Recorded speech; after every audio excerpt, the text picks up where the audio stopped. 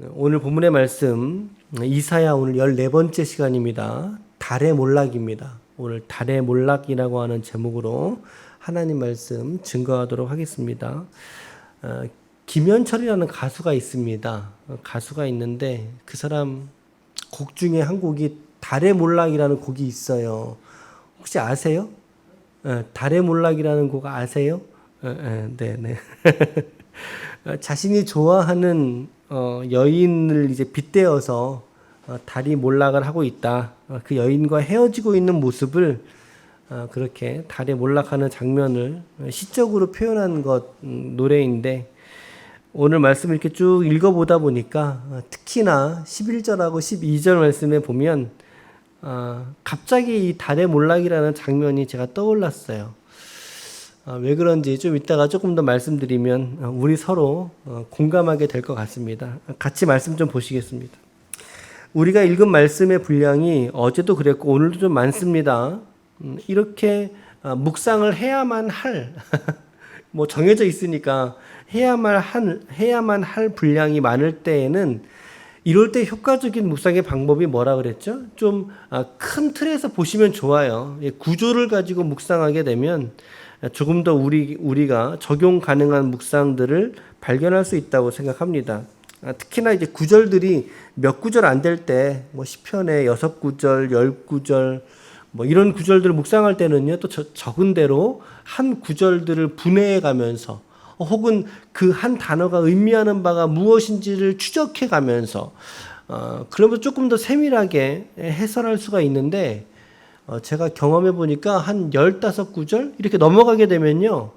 이게 한 절 한 절 의미한다기보다 전체 문단의 내용이 어떻게 서로 이렇게 짜맞춰지고 있는가. 그 문단 안에서 주요한 메시지는 각각 무엇들인가. 이런 것들을 이렇게 확인하면서 묵상하는 것이 훨씬 더 효과적이라는 것을 저도 발견을 하게 되었습니다. 물론 이렇게 문단을 나누는 것이 사람들마다 다릅니다, 여러분. 그러니까 정답이 없어요, 사실은. 정답이 없어요. 제가 말씀드릴 때에는, 점을 가지고 묵상을 하시면 좋다고 말씀드렸죠? 점. 오늘 읽은 말씀에서 점이 몇 절에 있어요? 일단은 14장 1절에 점이 있다고 보시는 게 좋아요. 예. 점은 없는데 장이 단락이 나눠지니까. 그래서 그 점 위에 포로에서 돌아오다 제 성경책은 그렇게 돼 있고, 그 다음에 3절 앞에 여러분 점 있어요? 3절 앞에 점이 있거든요. 그 점에 스올로 내려간 바벨론 왕 이렇게 돼 있는데 요 내용이 이제 20절까지 단락으로 돼 있고요. 중간에 12절에 점이 있어요. 그리고 21절에 점이 있고, 그런데 꼭 이렇게 점이 있다고 해서 구분하고 안 하고를 나눌 필요는 딱히 없다는 거죠. 그 내용과 성격에 따라서 나누어질 경우가 훨씬 더 많다. 그런데 일단 우리는 매일 성경이라고 하는 묵상의 제안을 따라서 지금 우리가 참고하고 있으니까 매일 성경의 조언을 따라서 묵상을 하시면 좋을 것 같습니다. 오늘 말씀 23절까지인데 크게 네 토막 쪼개주고 있어요. 네 토막으로 쪼개주고 있죠. 1절부터 3절까지가 뭐예요? 우리 매일 성경에 회복될 이스라엘. 그렇게 4절부터 8절은요. 온 땅에 임할 안식, 임하는 안식.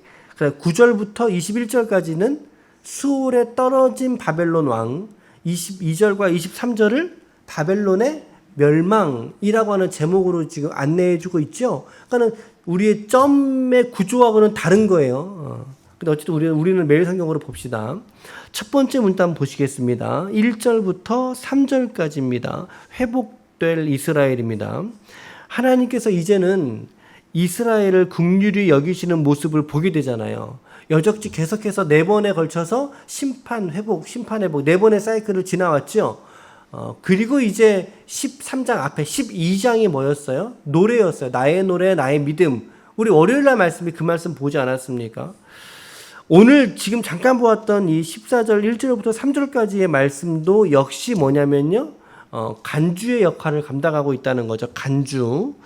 말씀을 우리가 잘 관찰해 보면 어제의 말씀은 큰 틀에서의 바벨론이라고 하는 국가, 그 나라를 심판하는 말씀이에요. 바벨론이라고 하는 국가. 근데 오늘 말씀은 뭐냐면 바벨론 중에서도 가장 으뜸이 되는 바벨론의 왕, 임금, 그들의 왕을 심판하고 있는 장면이라는 거죠.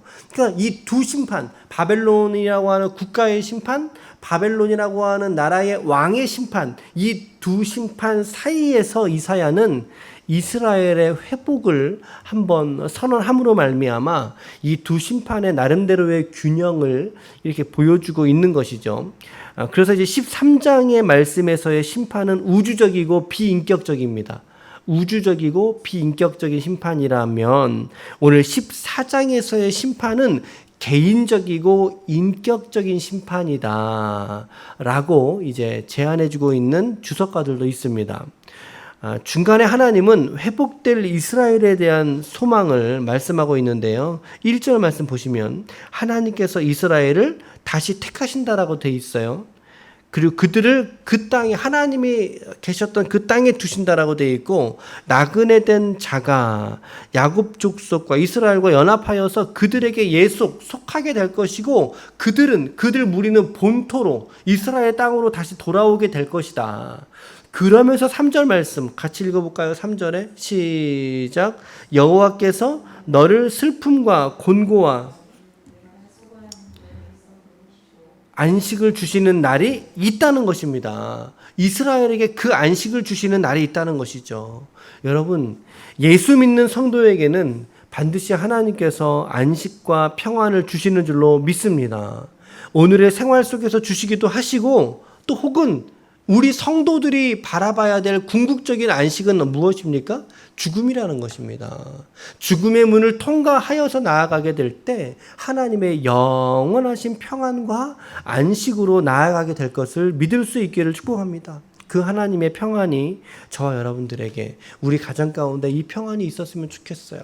세상이 아무리 시끄럽고 요동쳐도 그러나 우리의 가정만큼은 우리의 은혜스러운 우리의 삶만큼은 하나님의 평안과 안식이 넘쳤으면 좋겠다. 4절부터 8절은 그러므로 온 땅에 임한 안식의 모습입니다.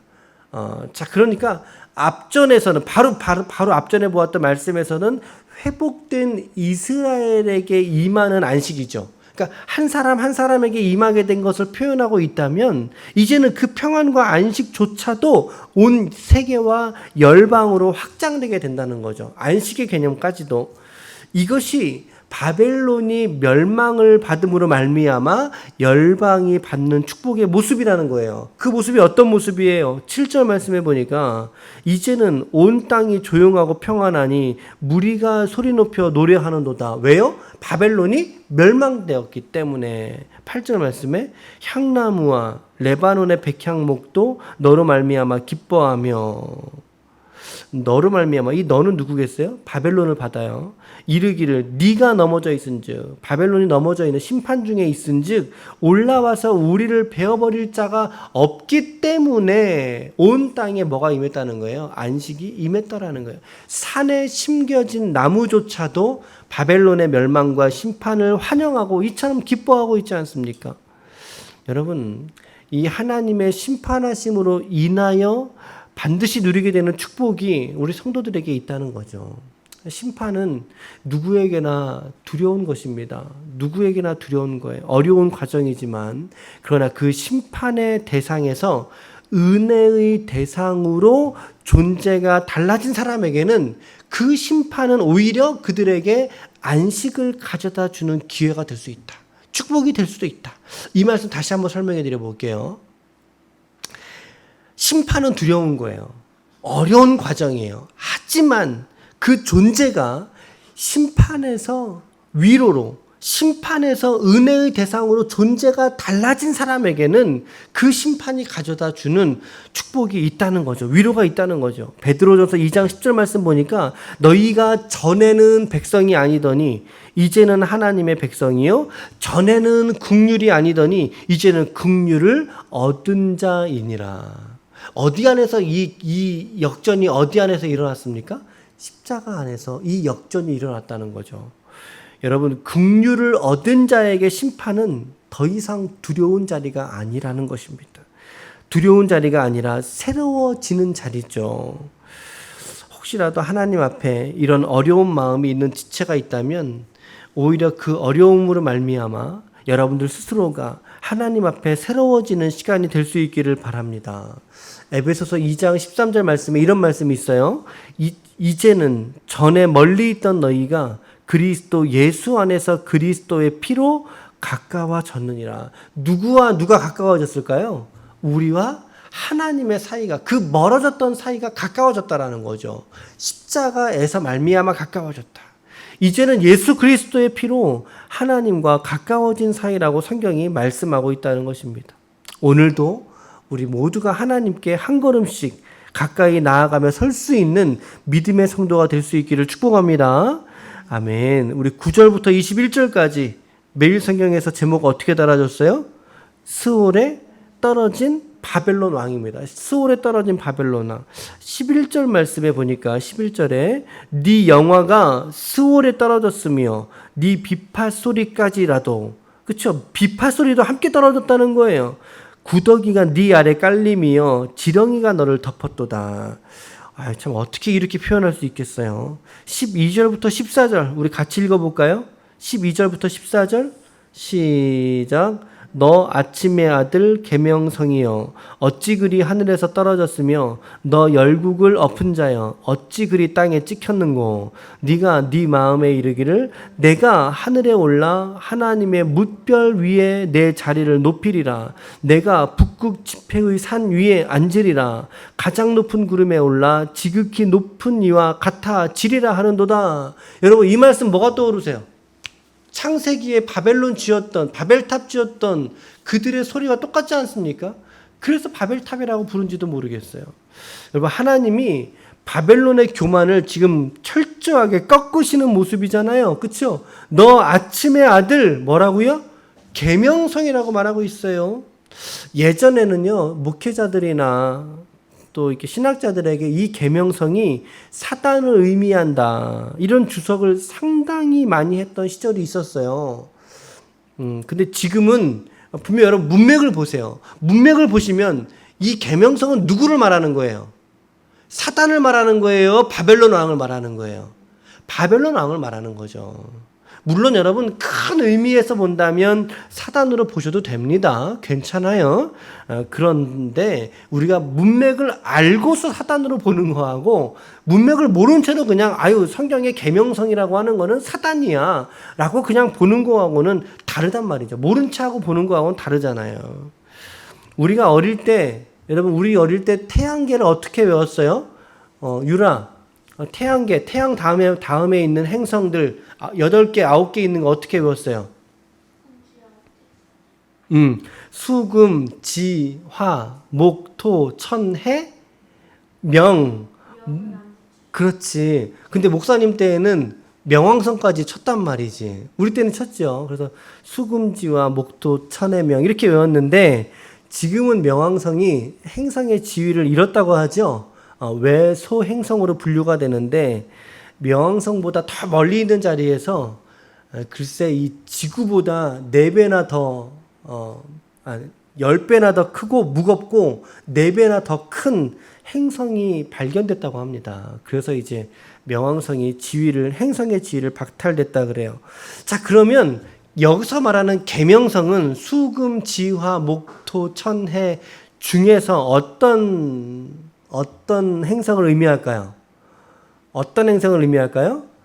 바로 금성을 말하고 있습니다. 금성. 계명성은 금성을 의미하는데 우리가 새벽 나절에 새벽 무렵에 동쪽에서 떠오르는 아주 밝은 별이 하나 있습니다. 그게 금성이라고 하는 별입니다. 금성. 바로 바벨론 왕의 교만함을 이 금성의 밝은 빛에 빗대어서 말씀하셨다라는 거예요. 그가 얼마나 교만합니까? 그가 밝은 빛으로 북극 지폐의 산 위에 앉으리라 이렇게 되어 있죠. 북극 지폐의 산 위에. 이게 무슨 말이에요? 언뜻 이해가 돼. 북극 지폐의 산 위에 앉는다. 세 번역으로 읽어드리면 저 멀리 북쪽 끝에 있는 산 위에 신들이 모여있는 그 산 위에 자리 잡고 앉겠다. 이렇게 번역해 줬어요.